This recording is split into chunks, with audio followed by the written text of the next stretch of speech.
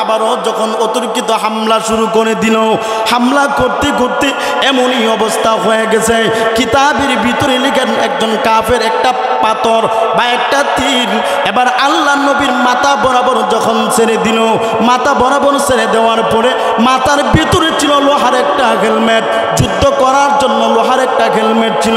এবার ওই হেলমেটের বরাবর যখন তীরটা বা পাথরটা যখন পড়ছে, পড়ার সাথে সাথে হেলমেটটা ভেঙে দুইটা টুকরা হয়ে গেল।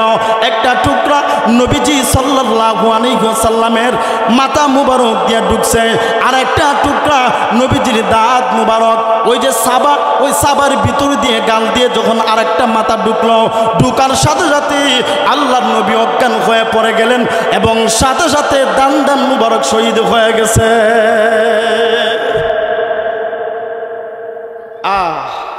শুধু নবীজি উম্মতের জন্যই এই সমস্ত কাজ করতে হয়েছে। কাদের জন্যে? উম্মতের জন্য, আমাদের জন্যে।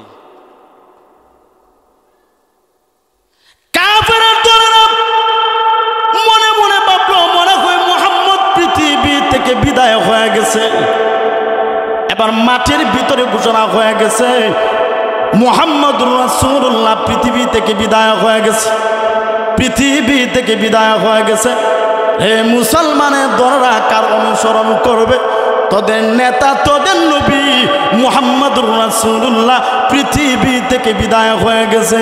এই দিকটা মুসলমানগণ উহুদের প্রান্তরে দৌড়াদৌড়ি করতে শুরু করেছেন। নবীজি কোথায় গেল? নবীজি অজ্ঞান হয়ে একটা পাথরের চিপাই নবীজি পরে রইলেন।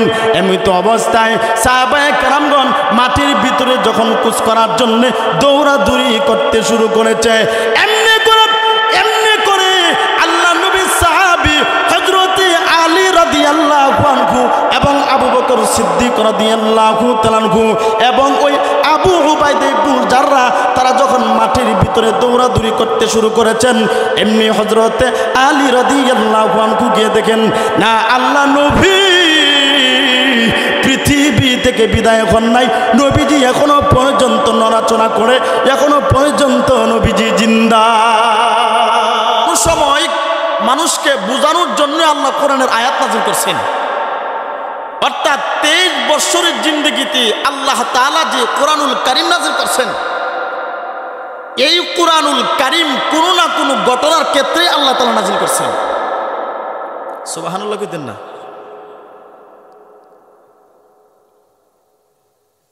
তো আল্লাহ রাব্বুল আলামিন এই কোরআনুল কারীম আল্লাহ তাআলা সময়ে সময়ে সুযোগে সুযোগে 23 বছরে আল্লাহ নাযিল করছেন। তো এই সূরাটাও, এই আয়াতটাও, সূরাতুল মুজাদালার 22 নম্বর আয়াতটাও আল্লাহ নাযিল করছেন যে কোনো একটা কারণবশতই। এই কারণবশত কি, কোন কারণে নাযিল করছেন, শানে নজুল কি, এই জিনিসটা বুঝতে গেলে আমরা ইতিহাসের ভিতরে সবচেয়ে বড় বড় দুইটা যুদ্ধ হয়েছিল। একটা যুদ্ধের নাম ছিল বদরের যুদ্ধ, নাম শুনি না সবাই? বদরের যুদ্ধের ঠিক 1 বছর পরেই আবার উহুদের যুদ্ধ কায়েম হয়েছিল।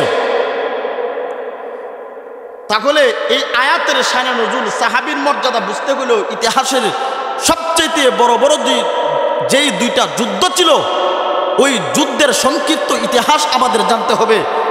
এই সংক্ষিপ্ত ইতিহাস জানলেই শানে নজুলকে আমরা অটোমেটিক বুঝে ফেলব।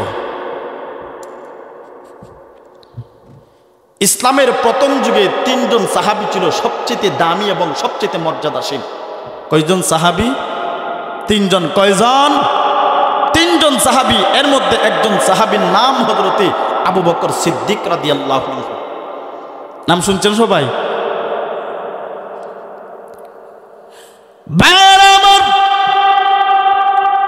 ইসলামের প্রথম যুগে 3 জন সাহাবী ছিল সবচেয়ে মর্যাদাশীল এবং সবচেয়ে দামি ছিল 3 জন সাহাবী।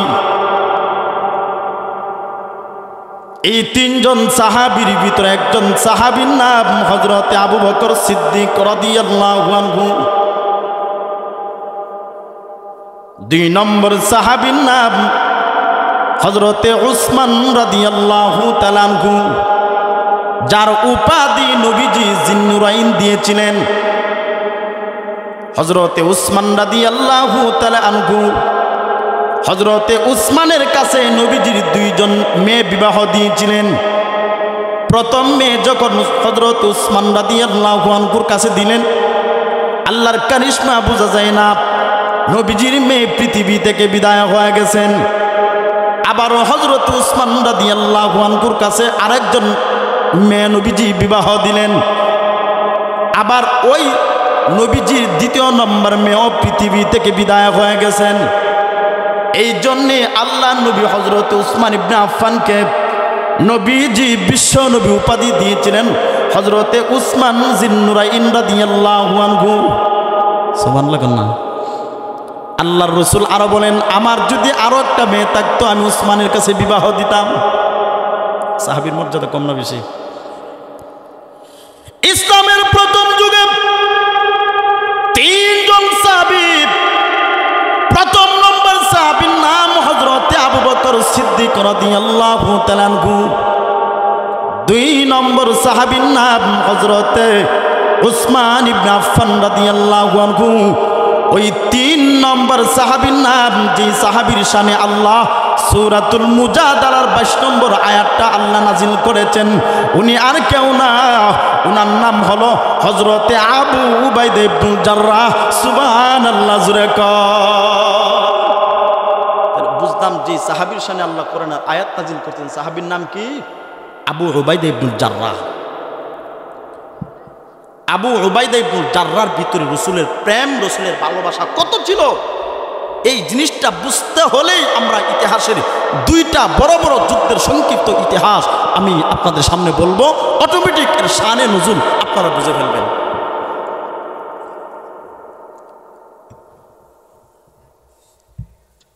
ইতিহাসের দুইটা যুদ্ধ, এর ভিতরে বদরের যুদ্ধ হয়েছিল।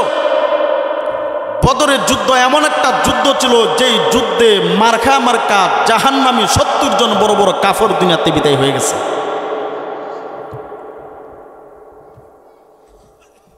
বদরের যুদ্ধের ঠিক 1 বছর পরেই উহুদের যুদ্ধটা অনুষ্ঠিত হয়। কেন হয়?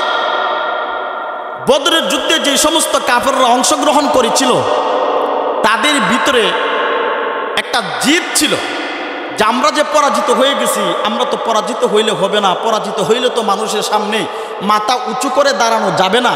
এর জন্য তারা আবার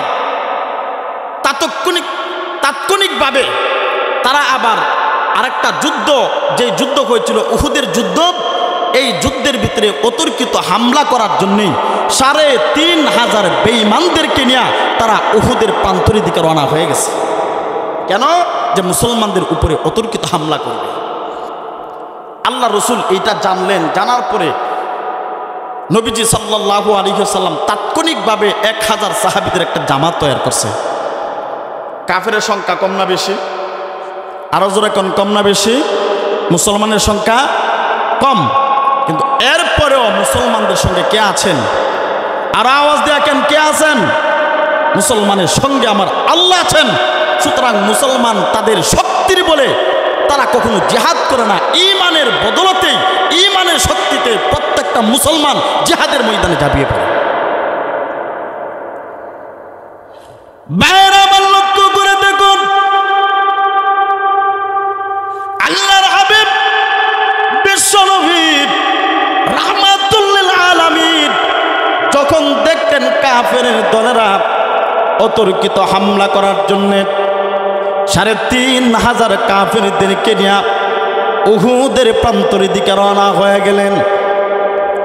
আল্লাহর নবী এই কথা শোনার পরে তাৎক্ষণিকভাবে নবীজি 1000 সাহাবীদের একটা জামাত নবীজি তৈরি করলেন।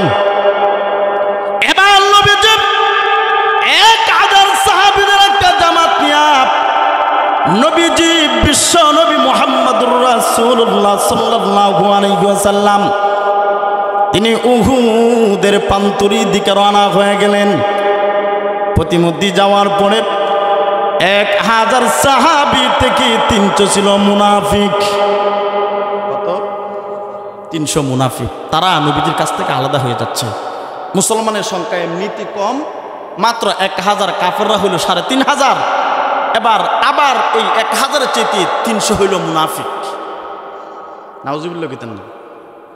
মুনাফিকের স্বভাব, মুখে মুখে ইসলাম দাবি করলো কিন্তু অন্তরে অন্তরে ইসলামকে শেষ করার জন্য বিভিন্ন ষড়যন্ত্র করে যায়।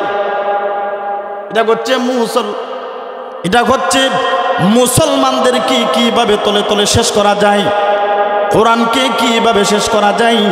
তাই মুসলমান এবং ইসলামকে ধ্বংস করার জন্য মুনাফিকের দলেরা যদিও নবীজির সঙ্গে গণনা অনুযায়ী 1000 সাহাবায়ে কেরামদেরকে নবীজি রওনা হয়ে গেলেন, কিন্তু প্রতিমধ্যে যাওয়ার পরে 300 মুনাফিক মার্কা লোক তারা নবীজির কাছ থেকে আলাদা হয়ে গেল।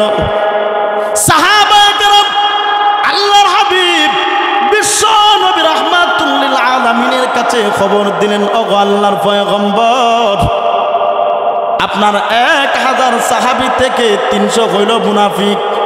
তারা উহুদের যুদ্ধের ভিতরে অংশগ্রহণ করবে না, তারা উহুদের প্রান্তরে যাবে না, তারা মুসলমানদের থেকে আলাদা হয়ে যাচ্ছে। আল্লাহ নবী ডাক দিয়ে বলেন, সাহাবীরা ভয় করো না, টেনশন করো না, মুনাফিক যদি আলাদা হয়ে যায় আলাদা হয়ে যাক, আমাদের কোনো সমস্যা নাই, কারণ আমাদের সঙ্গে আছে কে? আরো আওয়াজ দিয়ে বলেন কে?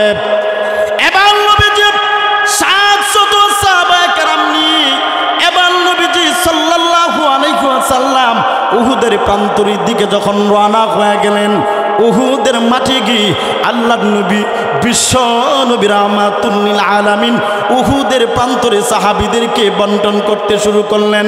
এবার নবীজি উহুদের প্রান্তরে ঢোকার মতো একটা রাস্তা, একটা পাহাড় ছিল, ছোট্ট একটা পাহাড়, ওই পাহাড়ের ভিতরে দিয়ে একটা রাস্তা ছিল, যে রাস্তা দিয়ে কাফেরের দলেরা উহুদের প্রান্তরে ঢুকে মুসলমানদের উপরে আক্রমণ করতে পারে, অতর্কিত হামলা করতে পারে।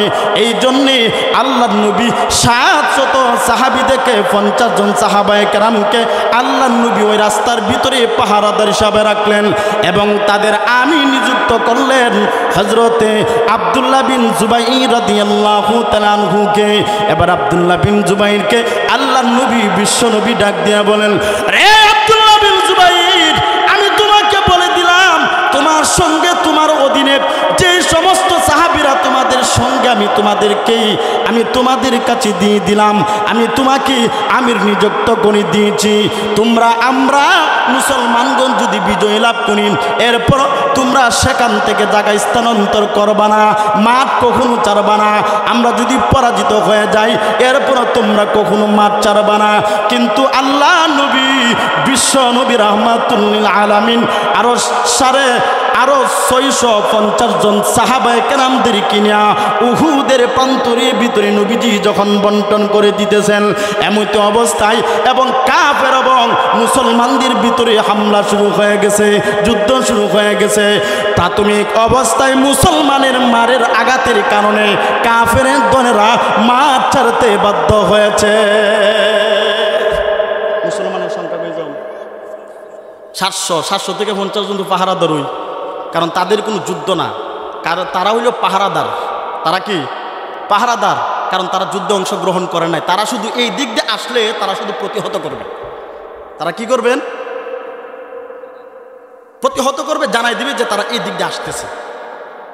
650 সাহাবীদের সঙ্গে মোকাবিলা কইরা কাফের দলেরা মাঠ ছাড়তে বাধ্য হয়েছে। কাফের সংখ্যা কত? 3500। কিন্তু বাহ্যিক দৃষ্টিতে 3500 লোকের সাথে 600 মুসলমান বা 700 মুসলমান পারার কথা। কিন্তু কেন বাধ্য হয়েছে? ঈমানের চেতনা। আল্লাহ পাক সাহাবীদেরকে গায়বীভাবে সাহায্য করেছেন। সুবহানাল্লাহ, আওয়াজ দিতেন না? এবার আল্লাহর নবী বিশ্ব নবী রাহমাতুল লিল আলামিন যে মুহূর্তের ভিতরে দেখলেন মুসলমানগণ প্রাথমিক অবস্থাতে বিজয় লাভ করেছেন, সাহাবীরা মনে মনে ভাবলেন যে আমরা মনে হয় বিজয় লাভ করেছি। এই জন্য সমস্ত সাহাবায়ে কেরামগণ গনিমতের মাল নিয়ে ব্যস্ত। এই দিক দিয়ে আল্লাহর নবী আব্দুল্লাহ বিন জুবাইরকে বলে দিলেন, রে আব্দুল্লাহ বিন জুবাইর, আমরা বিজয় লাভ করলেও তোমরা মাঠ ছাড়তে পারবা না। নবীজি প্রথম নিষেধ করছেন। দেখেন সামান্য ভুলের কারণে উহুদের প্রান্তরের অবস্থা কি হয়েছে। এবার যে 50 জন সাহাবীদেরকে পাহারাদার হিসেবে রাখলেন, তারাও মনে মনে ভাবলেন যে আমরাও তো বিজয় লাভ করছি, তারাও গনিমতের মাল নিয়ে ব্যস্ত হয়ে গেছেন। এমত অবস্থায় কাফেরের দলেরা ওই জামানার ভিতরে উহুদের মাঠের ভিতরে একজন কাফের অংশগ্রহণ করেছিল, যে সাহাবী তৎকালীন যুগে ইসলাম ধর্ম গ্রহণ করেন নাই, হযরতে খালিদ বিন ওয়ালিদ। খালিদ বিন ওয়ালিদ ইসলামের জন্য অনেক কিছু করছেন, কিন্তু ওই দিন তো খালিদ বিন ওয়ালিদ তিনি ইসলাম ধর্ম গ্রহণ করেন নাই। তিনি ওনার সাথীদেরকে ডাক দিয়ে বলল, আমরা বদরের প্রান্তরে পরাজিত হয়ে গেছি, এখন উহুদের প্রান্তরে যদি পরাজিত হয়ে যাই তাহলে তো আমরা মানুষের সামনে, আমরা লোকের সামনে মাথা উঁচু করে দাঁড়াতে পারবো না। কিতাবের ভেতরে লেখেন খালিদ বিন ওয়ালিদ তিনি ইসলাম গ্রহণের পরে যেমন বীর পুরুষ ছিলেন, ইসলাম গ্রহণের আগে কিন্তু খুব সাহসী ছিলেন। এবার খালিদ বিন ওয়ালিদ তিনি বলেন, না আমরা মাঠ ছাড়তে আমরা পারবো না, আমরা আবার মুসলমানদের সঙ্গে আমরা আবার ঝাঁপিয়ে পড়ব, তাদের সঙ্গে আমরা তাদের উপরে হামলা করব।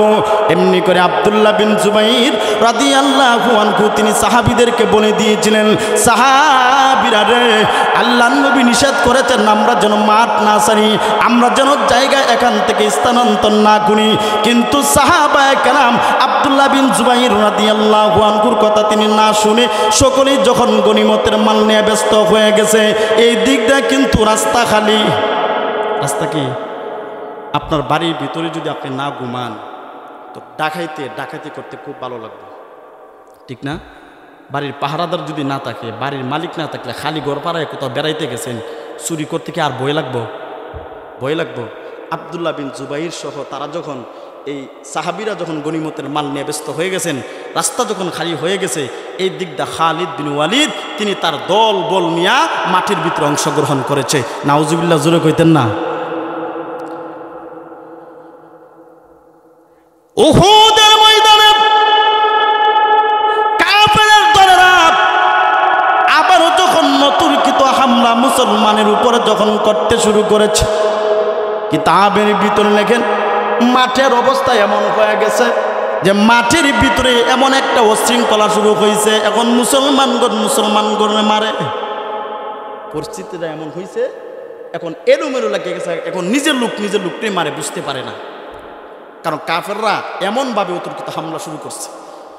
সাহাবায়ে কেরাম উহুদের প্রান্তরের ভিতরে শাহাদত বরণ করতে যখন শুরু করলেন, এমনি করে কাফেরের দলেরা একজন কাফের ডাক দিয়ে বলল, তোমরা কইরে আসো, মুহাম্মদ কোথায়?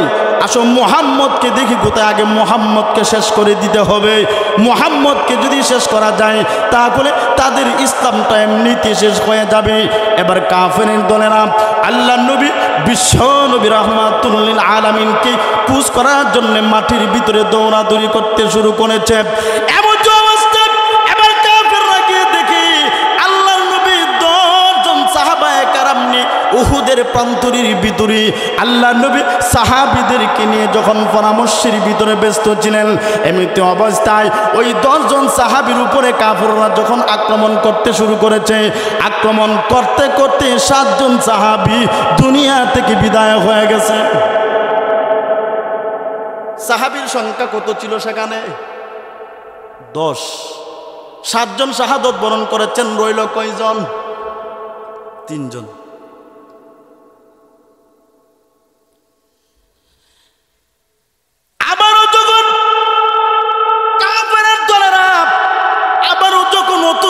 হামলা শুরু করে দিলেন।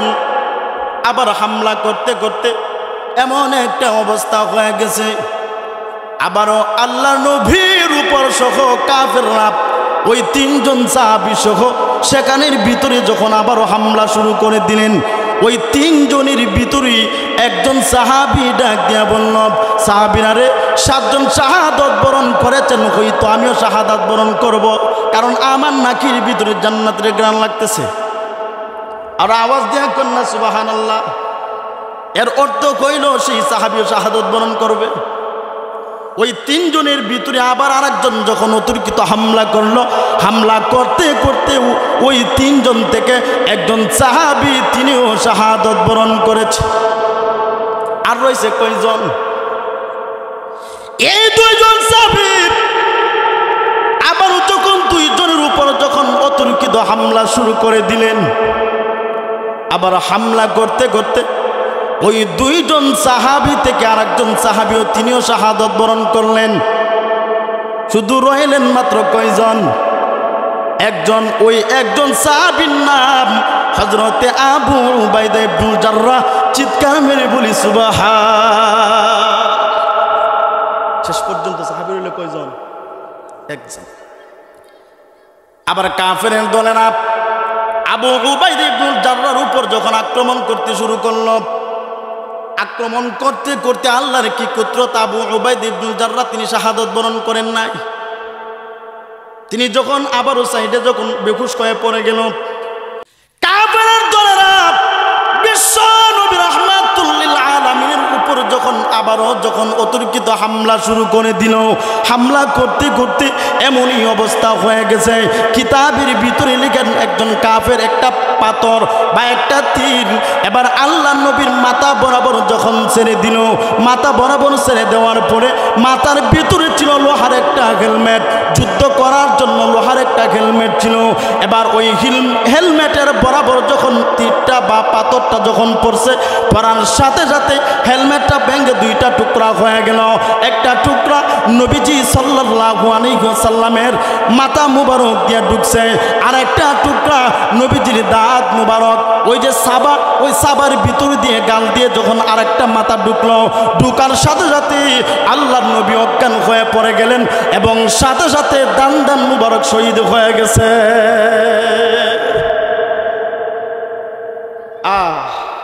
শুধু নবীজি উম্মতের জন্যই এই সমস্ত কাজ করতে হয়েছে। কাদের জন্যে? উম্মতের জন্য, আমাদের জন্যেই। কাফেরের দলেরা মনে মনে ভাবলো মনে হয় মুহাম্মদ পৃথিবী থেকে বিদায় হয়ে গেছে। এবার মাঠের ভিতরে ঘোষণা হয়ে গেছে মুহাম্মদুর রাসূলুল্লাহ পৃথিবী থেকে বিদায় হয়ে গেছে, পৃথিবী থেকে বিদায় হয়ে গেছে। হে মুসলমানের দলেরা কার অনুসরণ করবে? তোদের নেতা, তোদের নবী মুহাম্মদুর রাসূলুল্লাহ পৃথিবী থেকে বিদায় হয়ে গেছে। এই দিকটা মুসলমানগণ উহুদের প্রান্তরে দৌড়াদৌড়ি করতে শুরু করেছেন। নবীজি কোথায় গেল? নবীজি অজ্ঞান হয়ে একটা পাথরি চিপাই নবীজি পরে রইলেন।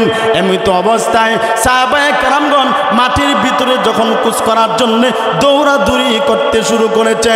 এমনি করে আল্লাহ নবী সাহাবী হযরতে আলী রাদিয়াল্লাহু আনহু এবং আবু বকর সিদ্দিক রাদিয়াল্লাহু তাআলা আনহু এবং ওই আবু উবাইদা ইবনুল জাররাহ তারা যখন মাঠের ভিতরে দৌড়াদৌড়ি করতে শুরু করেছেন, এমনি হযরতে আলী রাদিয়াল্লাহু আনহু গিয়ে দেখেন না আল্লাহ নবী পৃথিবী থেকে বিদায় হন নাই, নবীজি এখনো পর্যন্ত নড়াচড়া করে, এখনো পর্যন্ত নবীজি জিন্দা।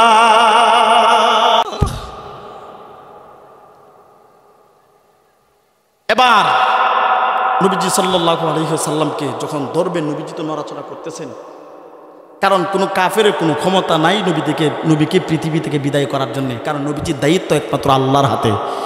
নবীকে হেফাজত করার দায়িত্বকে আল্লাহর হাতে। তাহলে মাঝখানে যে রক্ত জড়াতে হচ্ছে এর কারণ কি? এর কারণ উম্মতদেরকে শিক্ষা দেওয়ার জন্য।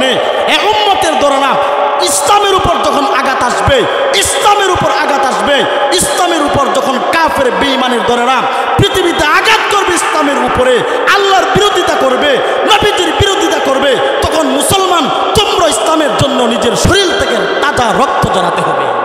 এটা আমাদের জন্য শিক্ষা, এটা নবীজি আমাদের জন্য শিক্ষা দিয়ে গেছেন যে ইসলামের জন্য। আমরা তো ইসলামকে এমনভাবে মনে করি যে কলা সুলাইয়া দিছে আর আমরা খাইতেছি বয়া বয়া, ঠিক নেই? কথা কই না কা? রাগ হইতেছেন? রাগ হইতেছেন? রাগ হইলে আমি কি করুন? যা বলার তো বলতে হবে, ঠিক না? ঠিক ভালো না খারাপ? এই জন্যে দেখেন নবীজি সাল্লাল্লাহু আলাইহি ওয়াসাল্লাম যখন অজ্ঞান হয়ে পড়ে রইলেন, নবীজির এই গাল মুবারক দিয়া মাথা দিয়া লোহার হেলমেটটা ঢুকানো, এমতো অবস্থায় আবু বকর সিদ্দিক তিনি গেলেন টান দিয়া বের করবেন, কিন্তু বের করবেন কিভাবে? টান দিলে তো নবীজির কষ্ট হবে।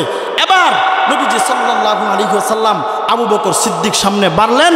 এবার ওই পিছন থেকে আবু উবাইদা ইবনে জাররাহ বলেন, আবু বকর তুমি আমাকে এই সুযোগটা করে দাও, আমি কিয়ামতের দিন আশিক রাসূল হিসেবে প্রমাণিত করব। আশিক রাসূল প্রমাণ করার জন্যই আবু উবাইদা ইবনে জাররাহ তিনি দুইটা মাথাকে একসাথে দাঁত দিয়ে টান দিছে, টান দিয়ে, কারণ একসাথে টান না দিলে কষ্ট বেশি হইব, ঠিক না? এর জন্য একসাথে টান দিছে। কিতাবের ভিতরে লেখেন আবু উবাইদা ইবনে জাররাহর সামনে যে দাঁতগুলা ছিল, দাঁতগুলা ব্যঙ্গে সরকার হয়ে গেছে। আর আমরা যদি রাসূলের বিরুদ্ধে কেউ কোনো কথা বলে, কেউ যদি নবীজির বিরুদ্ধে কথা বলে, কোরআনের বিরুদ্ধে কথা বলে, আমরা শুধু ওই ফেসবুকে আর টিভিতে ছায়া ছায়া দেখি আর বইয়া বইয়া হাসি, কথা কই না কা, ঠিক না বেঠে? এই জন্য আমরা নিজেকে আশিক রাসূল প্রমাণ করতে হইলে আমার রসুলের বিরোধিতা যারা করবে, আমার রসুলের ইজ্জতের উপর যারা আঘাত করবে, নিজের তাজা রক্ত ঢেলে দিতে হবে। কারণ ইসলাম নিজের রক্ত জড়ানো ব্যতীত কখনো ইসলাম কায়েম হবে না, ইসলামের কখনো বিজয় হবে না। আমরা মসজিদের কোনায় তাসবিহ পড়ে পড়ে কখনো ইসলামকে কায়েম করতে পারবো না। ইসলাম কায়েম করতে হলে নিজের শরীর থেকে আশিক রাসূল প্রমাণ করতে হলে নিজের শরীর থেকে তাজা রক্ত আমাদেরকে বের করতে হবে, ঠিক না বেটি? আবু উবাইদা ইবনে জাররাহ উহুদের প্রান্তর কি করছেন? নবীজির জন্যে নিজের দাঁতগুলি ব্যঙ্গে সরকার হয়ে গেছে। ঠিক বদরের যুদ্ধেও আল্লাহ রাসূল সাল্লাল্লাহু আলাইহি ওয়াসাল্লাম হাদিসের মধ্যে লিখেন, তিনি আবু উবাইদা ইবনে জাররাহ, জাররাহ তো তার বাবার নাম না, জাররাহ হচ্ছে দাদার নাম। আমি আপনাদেরকে এমন একটা ছোট্ট একটা মেসেজ দিব, সূক্ষ্ম একটা কথা বলবো, যে মানুষ পৃথিবীতে যদি পরিচিত লাভ করতে হয় নিজের বাবার পরিচয় দিয়ে লাভ করে, ঠিক না বেটে? নাকি দাদার পরিচয় দিয়া, বাবার পরিচয় দিয়া, তুমি কার ঘরে বলে ইমুকের ঘরের। কিন্তু আল্লাহ তাআলা বাবার পরিচয় দিলেন না, না দিয়া জাররাহ হচ্ছে আবু উবাইদার দাদার নাম হচ্ছে জাররাহ, কিন্তু জাররার পরিচয় আল্লাহ তাআলা তুলে ধরেন না, বরঞ্চ দাদার পরিচয় দিয়ে আবু উবাইদা ইবনে জাররাহকে পরিচিত করলেন।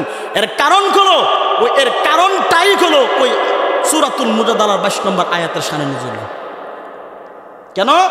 কিতাবের ভিতরে লেখেন আবু উবাইদা তার বাবার নাম ছিল আব্দুল্লাহ। কি ছিল? আব্দুল্লাহ। বদরের যুদ্ধে আমার রসুলের ওই আবু উবাইদার বাবা আব্দুল্লাহ নবীজির মাথা থেকে, দেহ থেকে মাথাটাকে আলাদা করার জন্য বারবার যখন আগায়া যাচ্ছেন, আবু উবাইদা তিনি নিজে ইশারা দিলেন দূরে যাওয়ার জন্য, কিন্তু না, বারবার নবীজির মাথাকে শেষ করে দিবে তার বাবা। কিন্তু শেষ পর্যন্ত আবু উবাইদা তার বাবার দেহটাকে এমনভাবে আঘাত করছে, কিতাবের ভিতরে লেখছেন তার দেহ থেকে মাথাটা 30 হাত দূরে চলে গেছে। এই কথাটাই আল্লাহ বলেন, লা তাজিদু কওমান ইউমিনুনা বিল্লাহ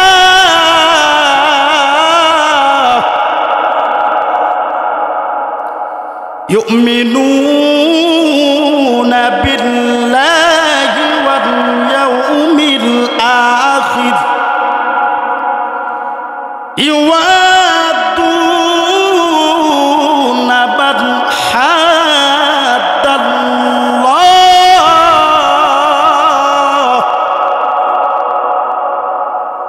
মান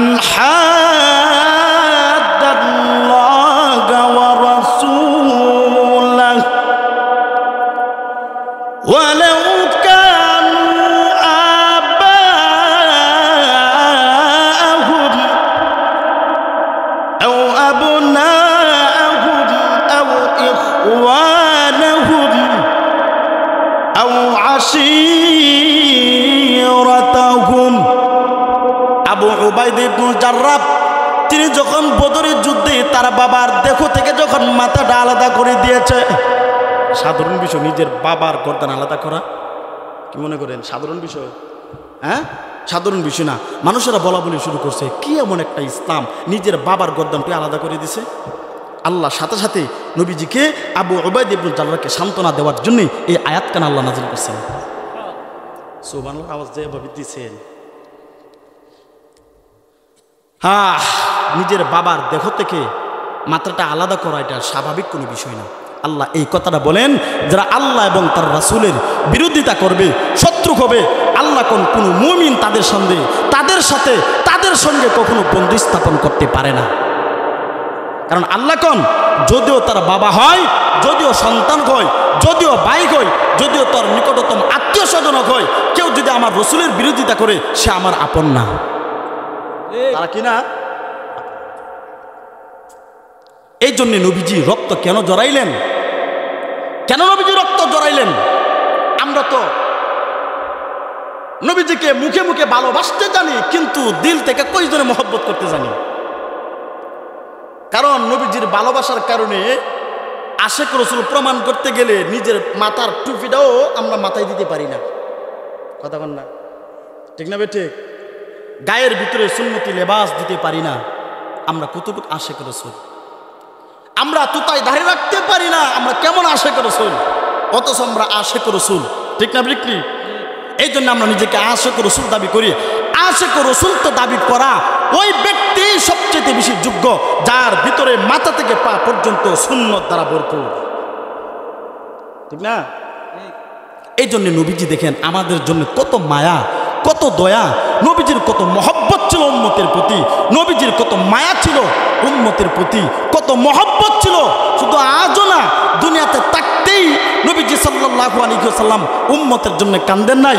হাসরের দিনও, যেই দিন আমাদের কেউ আত্মীয় স্বজন সহ নিজের মা বাবা ভাই বোন কেউ আপন হবে না, কিন্তু ওই কানের ভিতরে নবীজি উম্মতি উম্মতি বলে কানবেন।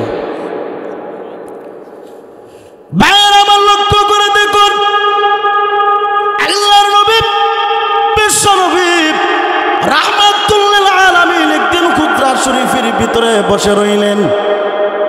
এমনিত অবস্থায় নবীজি বিশ্ব নবীর কাছে হযরতে জিব্রাইল আলাইহিস সালাতু ওয়াস সালাম আসলেন। জিব্রাইল আসার পরে জিব্রাইলের মন বড় খারাপ দেখা যায়। আল্লাহর হাবিব বিশ্ব নবী রাহমাতুল লিল আলামিন জিব্রাইলকে ডাক দিয়া বলল, রে জিব্রাইল, কোনদিন তোমার মন খারাপ দেখি নাই, আজকে কেন তোমার মনটা খারাপ দেখা যায়? তার কারণটা কি?